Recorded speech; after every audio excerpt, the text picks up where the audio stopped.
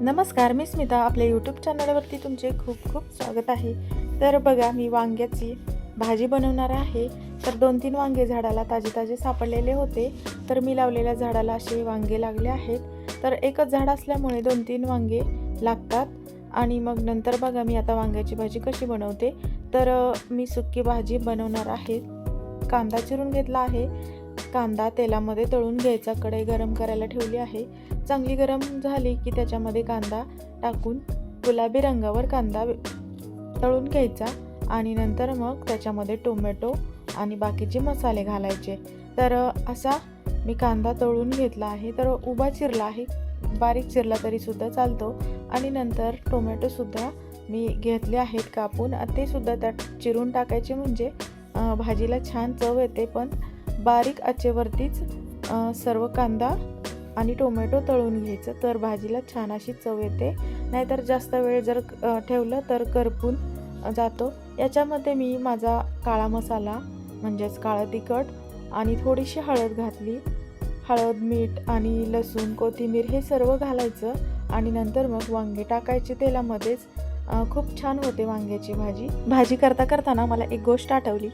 तर काही जणांना भाजीला नीट फोडणी देता येत नाही, पण दुसऱ्यांचा तडक्याचा वास मात्र त्यांना खूप खमंग येतो आणि त्या गावभर करत फिरत असतात. मेन म्हणजे आपल्या घरचेच असतात, लांबचे काही नसतात. तर अशा प्रकारे काही लोक असे असतात. पण फक्त आपण आपली फोडणी कशी देता येईल आणि आपला तडका कसा देता येईल आणि आपल्या भाजीला चव कशी येईल आणि आपली माणसं कशी सुखानं चवीनं खातील हे मात्र आपण बघितलं पाहिजे. आणि दुसऱ्यांच्या चुगल्या आणि कुणाचं काय चाललं आहे हे बघत असतात. आणि सगळ्यांनाच असा अनुभव असतो आणि आपण त्यातूनच अनुभव घ्यायचा आणि त्यातूनच आपण शिकायचं. आणि त्यापेक्षासुद्धा आपली फोडणी त्याच्यापेक्षा सुंदर होईल याचा विचार करायचा आणि फोडणी मस्त द्यायची आणि झणझणीत जेवण करायचं. बऱ्याच लोकांना ना दुसऱ्याचं चांगलं बघवतच नाही, दुसऱ्याची निंदा करायची.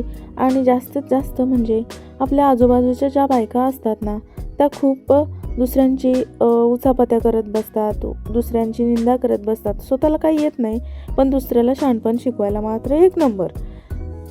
स्वतःला काही चव कळत नाही, पण दुसऱ्याची चव काढणार. स्वतःला काही नीटनेटकं येत नसतं, पण दुसऱ्याला नीटनेटकेपणा येत नाही म्हणून गावभर गर्जना करत बसणार.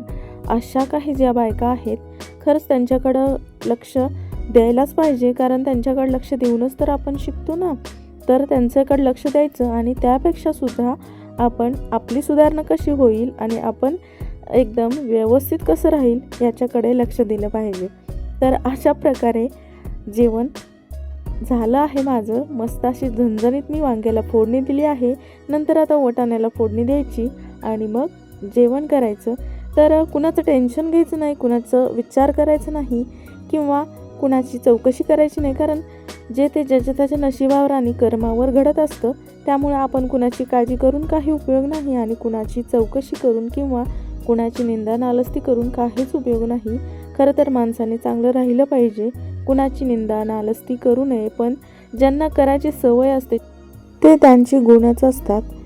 स्वतःचं ठेवायचं बाजूला आणि दुसऱ्याच्या उकाळ्या पाकाळ्या काढत बसायचं, हे असं असतं. तर त्यांना आपण काय सांगणार.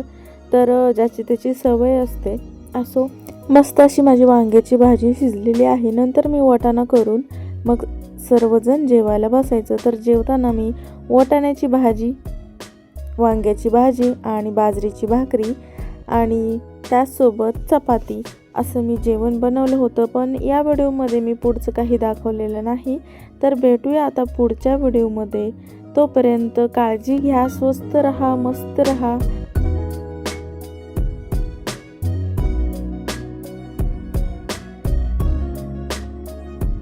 माझे व्हिडिओ आवडत असतील तर नक्की लाईक करा, शेअर करा आणि सबस्क्राईब करा.